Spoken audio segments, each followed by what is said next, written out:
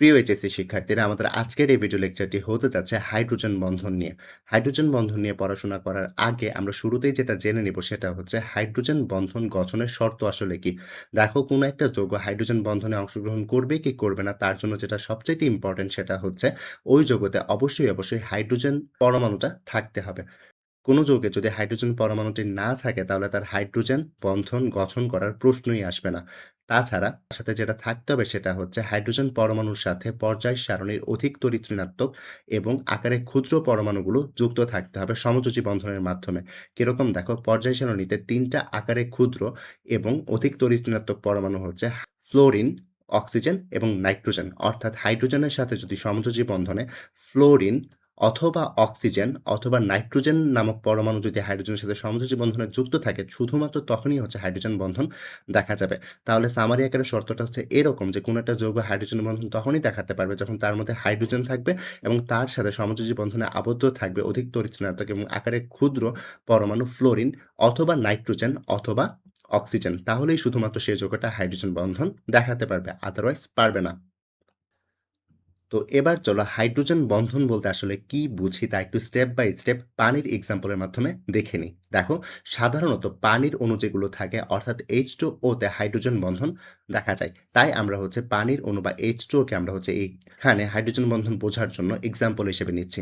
দেখো, পানির স্ট্রাকচার তো আমরা সবাই জানি যে একটা অক্সিজেন থাকে, তার ২ হাতে ২ টা হাইড্রোজেন থাকে, রাইট? আর আমরা জানি ১ গ্লাস পানিতে বা ১ বালতি পানিতে বা তুমি যতটুকুই পানি নাও না কেন, সেখানে কিন্তু শুধুমাত্র একটা অণু পানি থাকবে না, রাইট? সেখানে অসংখ্য পানির অণু থাকবে। আর এই স্লাইডে তো অসংখ্য পানির অণু দেখানো সম্ভব না, তাই আমরা শুধুমাত্র ৩ অণু পানিকে এক্সাম্পল হিসেবে নিয়েছি। তো দেখো, এইখানে যেটা হচ্ছে সেটা হচ্ছে, দেখো হাইড্রোজেনের সাথে আকারে ক্ষুদ্র এবং অধিক তড়িৎ ঋণাত্মক মৌল যেমন এখানে অক্সিজেন যুক্ত আছে, রাইট? তো অক্সিজেনের যে তড়িৎ ঋণাত্মকতা আমরা তো সবাই জানি হাইড্রোজেন থেকে অনেক বেশি, রাইট? তো এতে করে যেটা হবে, এই যে সমযোজী বন্ধনে হাইড্রোজেন এবং অক্সিজেনের মাঝখানে যে শেয়ারকৃত ইলেকট্রনটা ছিল সেটা অক্সিজেন অধিক আকর্ষণ করবে। এতে করে যেটা হবে, অক্সিজেনে আংশিক ঋণাত্মক চার্জ এবং হাইড্রোজেনে আংশিক ধনাত্মক চার্জ ক্রিয়েট হবে, রাইট? তো এতে করে একটা ডাইপোল ক্রিয়েট হবে, তাই তো? আর এদিকেও তো সেম হিসাবটা হবে। দেখো, এখানেও একটা অক্সিজেন আছে, এখানেও একটা হাইড্রোজেন আছে। তো এই যে হাইড্রোজেন আছে আর এখানে যে অক্সিজেন আছে, অক্সিজেনের তড়িৎ ঋণাত্মকতা বেশি, তাই এখানে পার্শিয়াল নেগেটিভ হবে। আর এইদিকে যে হাইড্রোজেনের তড়িৎ ঋণাত্মকতা কম হওয়াতে সে হচ্ছে আংশিক ধনাত্মক হয়ে যাবে, রাইট? সো এই কেস কিন্তু আসলে প্রত্যেকটা পানির অণুতেই হতে থাকবে, তাই তো? তো এখানে যেটা হচ্ছে, দেখো এখানে পানির অণুতে এখানে একটা ডাইপোল এবং এখানে একটা ডাইপোল তৈরি হয়েছে। সেম ওয়েতে এখানে একটা ডাইপোল, এখানে একটা ডাইপোল এবং তৃতীয় যে পানির অণু সেখানেও হচ্ছে ২ টা ডাইপোল ক্রিয়েট হয়েছে, রাইট? তো যেটা দেখা যায় সেটা হচ্ছে, এই যে একটা পানির অণুতে ২ টা ডাইপোল ক্রিয়েট হলো, সেই ২ ডাইপোলের যেকোনো একটা ডাইপোলের ঋণাত্মক পার্ট অন্য একটা পানির অণুর যে ডাইপোলের ধনাত্মক পার্ট আছে তাকে হচ্ছে আকর্ষণ করে থাকে। আর এইখানে যে একটা ডাইপোলের ঋণাত্মক পার্ট অন্য একটা ডাইপোলের ধনাত্মক পার্টটাকে দুর্বল আকর্ষণ বল দ্বারা আকৃষ্ট করছে, এটাই হচ্ছে আসলে হাইড্রোজেন বন্ধন। তো চলো এখানে একটু আরেকবার দেখাই। দেখো, এখানে এই যে OH একটা ডাইপোল রয়েছে না? এই ডাইপোলের ঋণাত্মক পার্ট, এই যে এখানে আরেকটা ডাইপোল রয়েছে তার ধনাত্মক পার্টটাকে হচ্ছে দুর্বল আকর্ষণ বল দ্বারা আবদ্ধ করে রাখে এই বন্ধন দ্বারা। আর এই বন্ধনটাকে আমরা বলি হচ্ছে হাইড্রোজেন বন্ধন। আশা করি পানির অণুতে হাইড্রোজেন বন্ধনটা বোঝা গেছে। সো আমরা একটু ক্লিয়ারিফাই করার জন্য চলো আমরা আরেকটা এক্সাম্পল দেখি। হাইড্রোজেন ফ্লোরাইড অণুতেও সাধারণত হাইড্রোজেন বন্ধন দেখা যায়। তাই চলো হাইড্রোজেন ফ্লোরাইড যে অণুসমূহ রয়েছে তাদের মাঝখানে আমরা হাইড্রোজেন বন্ধনটা দেখি। দেখো, এখানে হাইড্রোজেন থেকে ফ্লোরিনের তড়িৎ ঋণাত্মকতা আমরা জানি অনেক বেশি। পর্যায় সারণীতে ফ্লোরিনের যে তড়িৎ ঋণাত্মকতা সেটা হয়ে থাকে 4, অন্যদিকে হাইড্রোজেনের তড়িৎ ঋণাত্মকতা হয়ে থাকে 2.1। আমরা যদি পাউলিং স্কেলে মেজার করি তাহলে এই মানটা পাওয়া যায়। তার মানে ফ্লোরিনের যে তড়িৎ ঋণাত্মকতা হাইড্রোজেন থেকে অনেক বেশি। তার মানে সমযোজী বন্ধনে শেয়ারকৃত ইলেকট্রনটা অবশ্যই ফ্লোরিন তার নিজের দিকে টেনে নিবে। যদি সে নিজের দিকে টেনে নেয় তাহলে ফ্লোরিন কি হয়ে যাবে? আংশিক ঋণাত্মক, অন্যদিকে হাইড্রোজেন হয়ে যাবে আংশিক ধনাত্মক। আর এই কেসটা কিন্তু প্রত্যেকটা অণুতেই হতে থাকবে, তাই তো? আর হাইড্রোজেন বন্ধন যেন আমরা কি দেখে এসেছিলাম? হাইড্রোজেন বন্ধন আমরা দেখে এসেছিলাম এই যে একটা ডাইপোলের ঋণাত্মক পার্ট আরেকটা ডাইপোলের ধনাত্মক পার্টের মাঝখানে যে দুর্বল আকর্ষণ বল সেটাই কিন্তু ছিল হাইড্রোজেন বন্ধন। অর্থাৎ এখানেও হাইড্রোজেন বন্ধন হচ্ছে।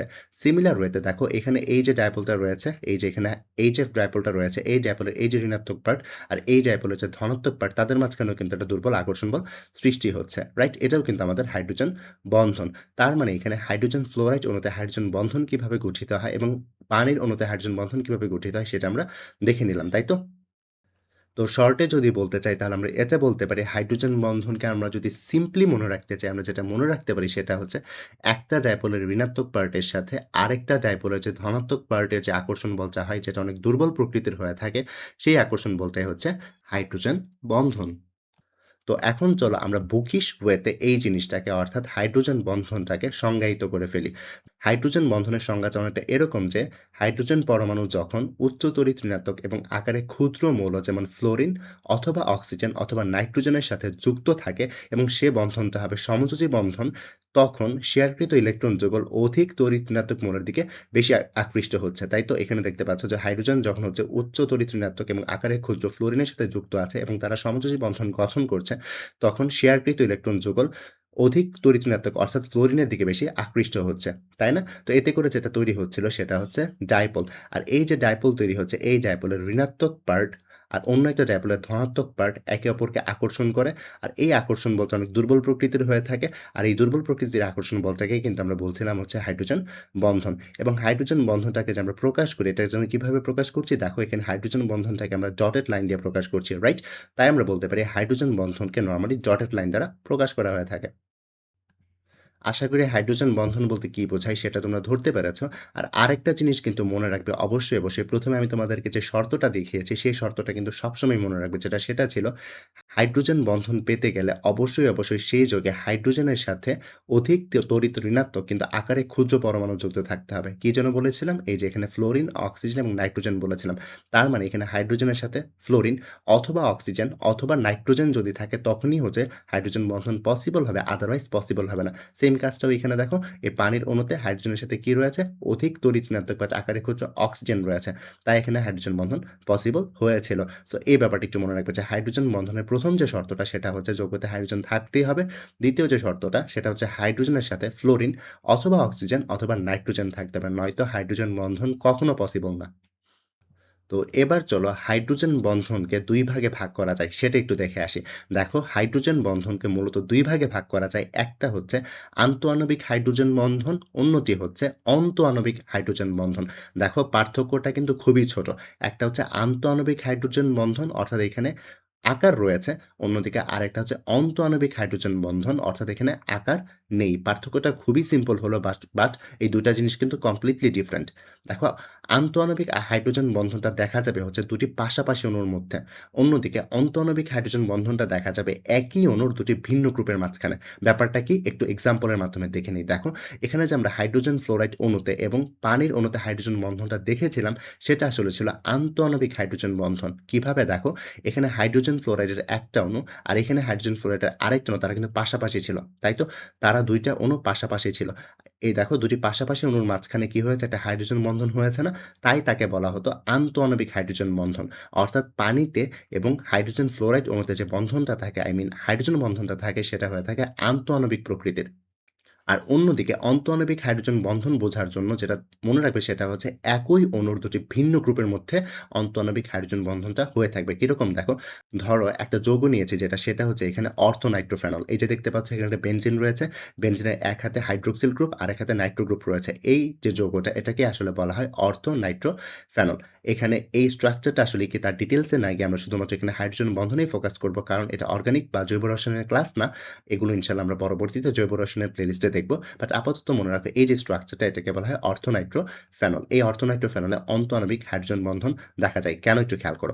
ধরো এখানে যে স্ট্রাকচারটা রয়েছে তার OH এবং নাইট্রো গ্রুপটাকে বাদ দিয়ে আমরা এভাবে হচ্ছে শুধুমাত্র বেনজিন আর তার একটা হাত করে দেখিয়েছি। তো একটু খেয়াল করো এই যে এখানে হাইড্রোক্সিল গ্রুপটা রয়েছে বা OH মূলকটা রয়েছে, এই OH মূলকের সাথে যে অক্সিজেনটা রয়েছে, এই অক্সিজেনে সাথে যে হাইড্রোজেনটা যুক্ত রয়েছে সে কিন্তু সিঙ্গেল বন্ধন দ্বারা এভাবে আবদ্ধ রয়েছে।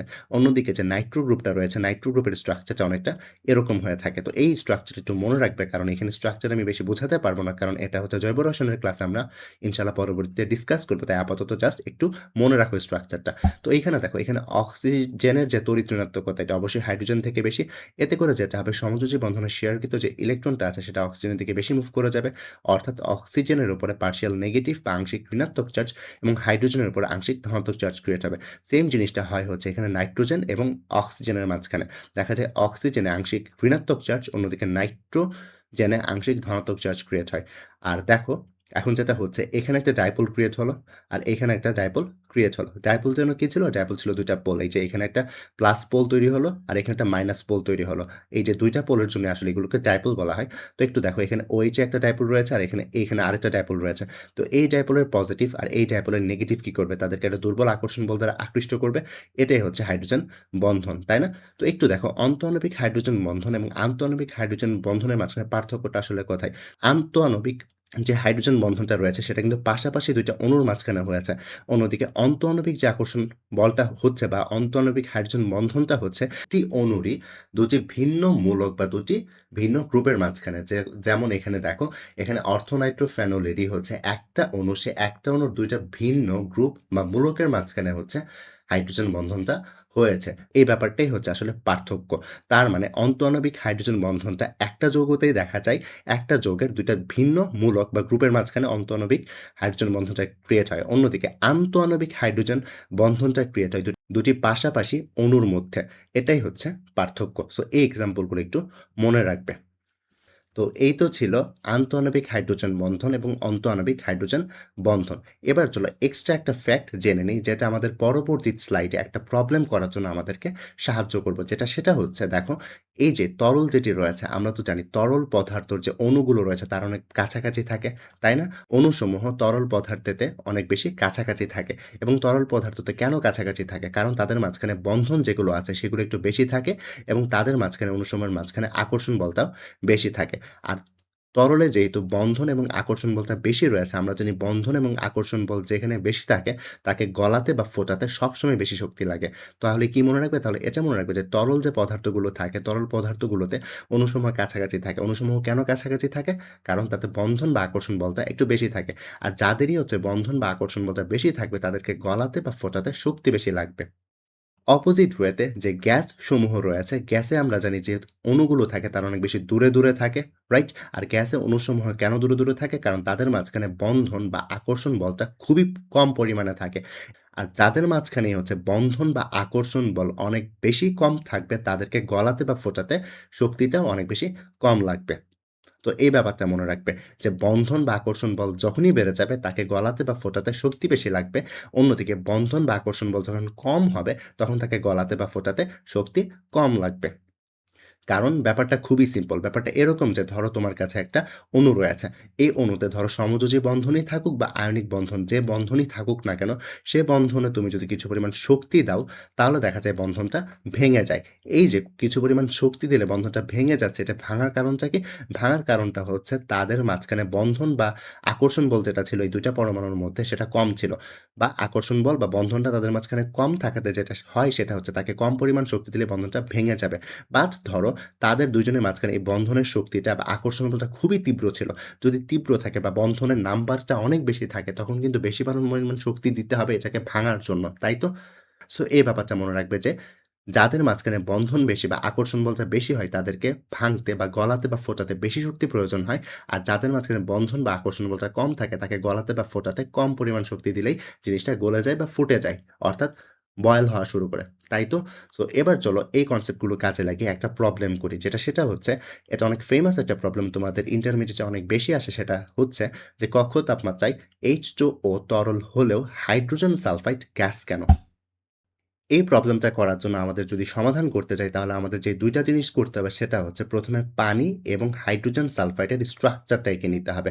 পানির স্ট্রাকচারটা তো আমরা একটু আগে দেখে এসেছিলাম, তাই না? এবং হাইড্রোজেন সালফাইডের স্ট্রাকচারটা অনেকটা হচ্ছে এরকম। এখানে কি হয়েছে? এখানে দেখো পানির ৩ টা অণু নিয়েছি। সেইম ওয়েতে এখানে হাইড্রোজেন সালফাইডেরও ৩ টা অণু নিয়েছি। তো এখানে দেখো পানিতে যেটা হচ্ছে হাইড্রোজেনের সাথে অক্সিজেন যুক্ত থাকে, রাইট? অন্যদিকে H2OS বা হাইড্রোজেন সালফেটে যেটা হয়, হাইড্রোজেনের সাথে সালফার অ্যাটম যুক্ত থাকে। পার্থক্য কিন্তু জাস্ট এটাই যে এখানে হাইড্রোজেনের সাথে ২ টার সাথে একটা সালফার রয়েছে আর এইদিকে পানিতে আই মিন H2O তে ২ টা হাইড্রোজেনের সাথে অক্সিজেন রয়েছে। এছাড়া কিন্তু কোনো আর পার্থক্য নেই। এবং দেখা যায় পানিতে যে আকর্ষণগুলো থাকে বা আকর্ষণ বলগুলো থাকে সেগুলো হচ্ছে লন্ডন বল, ডাইপোল আকর্ষণ বল। অন্যদিকে হাইড্রোজেন সালফাইড যেটা আছে সেখানেও থাকে হচ্ছে লন্ডন বল এবং ডাইপোল আকর্ষণ বল। তো আপাত দৃষ্টিতে আমরা কিন্তু কোনো পার্থক্যই ২ টা যৌগের মাঝখানে দেখতে পাচ্ছি না। বাট দেখা যাচ্ছে তাদের মাঝখানে একটা ডিফারেন্স আছে সেটা হচ্ছে কক্ষ তাপমাত্রায় H2O তরল হয়ে থাকে বাট হাইড্রোজেন সালফাইড গ্যাস হয়ে যায়। এটা কেন? তো তো এটার যে রিজনটা সেটা খুঁজতে আমার যেটা জানতে হবে সেটা হচ্ছে আমরা একটু আগে কিন্তু ১ম স্লাইডেই দেখে এসেছিলাম হাইড্রোজেন বন্ধনের শর্ত, তাই না? হাইড্রোজেন বন্ধনের শর্তটা এমন ছিল যে হাইড্রোজেনের সাথে উচ্চ তড়িৎ ঋণাত্মক মৌল এবং আকারে ক্ষুদ্র এমন মৌল যুক্ত থাকতে হবে, তাই না? তাহলেই হচ্ছে হাইড্রোজেন বন্ধনটা সম্ভব হবে। আর ওই মৌলগুলো কারা যেন ছিল পর্যায় সারণীতে? যে তড়িৎ ঋণাত্মক বাট আকারে অধিক ক্ষুদ্র সেগুলো ছিল হচ্ছে ফ্লোরিন, অক্সিজেন এবং নাইট্রোজেন।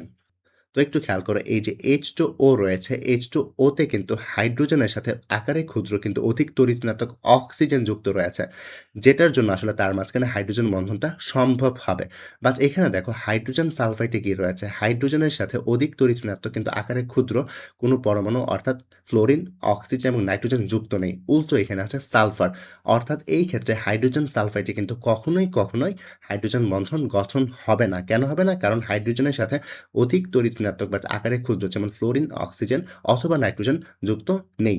রাইট? তো এই ক্ষেত্রে হাইড্রোজেন সালফাইডে হাইড্রোজেন বন্ধন গঠন হবে না বাট H2O তে হাইড্রোজেন বন্ধনটা গঠন হবে। তো এখানে যেটা হচ্ছে সেটা হচ্ছে দেখো পানিতে এখন যে আকর্ষণ বলগুলো রয়েছে সেটা ৩ প্রকারের এবং হাইড্রোজেন সালফাইডে কেবলমাত্র ২ প্রকারের আকর্ষণ বল রয়েছে, রাইট? অর্থাৎ এখানে আকর্ষণ বলটা বেশি বা বন্ধনের পরিমাণটা বেশি। আর আমরা পড়ে এসেছিলাম বন্ধন যেখানে বেশি হবে তাকে গলাতে ফোটাতে বেশি তাপমাত্রা লাগবে। আর যেখানে বন্ধন কম হবে তাকে গলাতে বা ফোটাতে কম পরিমাণ তাপ লাগবে। তো এই ক্ষেত্রে দেখো এখানে H2O তে হচ্ছে তার হাইড্রোজেন বন্ধন বা তার মাঝখানে ৩ ধরনের বন্ধন বা আকর্ষণ বল রয়েছে। তাই এখানে তাকে গলাতে বা ফোটাতে বেশি তাপ লাগবে বাট তাকে কম তাপমাত্রায় ফোটানো বা গলানো যাবে। তো দেখা যায় যেটা প্র্যাকটিসে বা বাস্তবে যেটা দেখা যায় সেটা হচ্ছে H2O এর যে গলনাঙ্ক এবং স্ফুটনাঙ্ক থাকে তার মান যথাক্রমে 0 ডিগ্রি সেন্টিগ্রেড এবং 100 ডিগ্রি সেন্টিগ্রেড হয়ে থাকে। অন্যদিকে হাইড্রোজেন সালফাইডে হাইড্রোজেন বন্ধন না থাকার কারণে তার গলনাঙ্ক এবং স্ফুটনাঙ্কের মান যথাক্রমে -85 ডিগ্রি সেন্টিগ্রেড এবং -60 ডিগ্রি সেন্টিগ্রেড হয়ে থাকে। তো তোমরাই বলো কক্ষ তাপমাত্রা মানে কত? 25 ডিগ্রি সেন্টিগ্রেড। তো বলো তো 25 ডিগ্রি সেন্টিগ্রেডে পানি কোন অবস্থায় থাকবে? পানি তো অবশ্যই 25 ডিগ্রি সেন্টিগ্রেডে তার যেহেতু গলনাঙ্ক 0 ডিগ্রি সেন্টিগ্রেড সে গলে যাবে, সে গলে তরলে কনভার্ট হয়ে যাবে। বাট সে কি কখনো গ্যাসে কনভার্ট হতে পারবে? অবশ্যই পারবে না 25 ডিগ্রি সেন্টিগ্রেডে কারণ 25 ডিগ্রি সেন্টিগ্রেড তার স্ফুটনাঙ্ক না, তার স্ফুটনাঙ্ক 100 ডিগ্রি সেন্টিগ্রেড। তাই 25 ডিগ্রি সেন্টিগ্রেড তাপমাত্রায় বা কক্ষ তাপমাত্রায় পানিতে হাইড্রোজেন বন্ধন থাকাতে H2O তে হাইড্রোজেন বন্ধন থাকাতে সে তরল থাকে। অন্যদিকে হাইড্রোজেন সালফাইডের গলনাঙ্ক এবং স্ফুটনাঙ্কের মান অনেক বেশি কম। দেখো 0 ডিগ্রি সেন্টিগ্রেড থেকেও কম। তার মানে 0 ডিগ্রি সেন্টিগ্রেডেই সে কি হয়ে যাবে? ফোটা শুরু করে দিবে, তাই না? বা বয়েল হওয়া শুরু করবে। অর্থাৎ কক্ষ তাপমাত্রা সে 25 ডিগ্রি সেন্টিগ্রেড। তাই 25 ডিগ্রি সেন্টিগ্রেড তাপমাত্রায় দেখা যাবে হাইড্রোজেন সালফাইডটা গ্যাসে কনভার্ট হয়ে যাবে। তো যেটা বুঝতে পারলাম সেটা হচ্ছে হাইড্রোজেন বন্ধন থাকার জন্যই হচ্ছে কক্ষ তাপমাত্রায় H2O তরল হলেও হাইড্রোজেন সালফাইডটা গ্যাস থাকে। তো এখন আসো হাইড্রোজেন বন্ধনের গুরুত্ব কি তা একটু আমরা দেখে আসি। দেখো আমাদের বডিতে কিন্তু প্রচুর পরিমাণ প্রোটিন থাকে। এই যে প্রোটিন থাকে, প্রোটিনে কিন্তু আসলে হাইড্রোজেন বন্ধন দেখা যায়। সেম ওয়েতে আমাদের বডিতে যে ডিএনএ থাকে, আরএনএ থাকে এবং যে কার্বোহাইড্রেট বা শর্করা থাকে সেগুলোতে হচ্ছে হাইড্রোজেন বন্ধন পাওয়া যায়। সিমিলার ওয়েতে আমরা কিন্তু জানি আমাদের বডির 70% ই হচ্ছে পানি। আর এই যে 70% পানি, এই 70% পানি কেন তরল হচ্ছে? এই 70% পানি আমাদের বডিতে তরল রূপে কেন আছে? কারণ আমরা দেখে এসেছি একটু আগে পানিতে হাইড্রোজেন বন্ধন থাকার কারণেই পানি হচ্ছে তরল অবস্থায় থাকে। তাই তো? আর এই যে পানিকে তরল অবস্থায় রাখার জন্য হাইড্রোজেন বন্ধনের যে গুরুত্ব সেটাও কিন্তু ইগনোর করার মতো কিছু না। তো এগুলোই ছিল হচ্ছে হাইড্রোজেন বন্ধনের গুরুত্ব। তাছাড়াও হচ্ছে হাইড্রোজেন বন্ধনের এরকম অনেক গুরুত্ব রয়েছে যেগুলো হচ্ছে আমাদের ইন্টারমিডিয়েট সিলেবাসে ওরকমভাবে আলোচনা করা হয় না। বাট তার বাইরেও হাইড্রোজেন বন্ধনের অনেক গুরুত্ব রয়েছে। তো আজকের এই ভিডিও লেকচারটিতে আমরা মেইনলি হাইড্রোজেন বন্ধন নিয়ে হচ্ছে একটু ডিটেইলসে জানলাম। তো আজকের এই ছোট লেকচারটি এতটুকুই ছিল। ধন্যবাদ সবাইকে ভিডিওটি মনোযোগ সহকারে দেখার জন্য।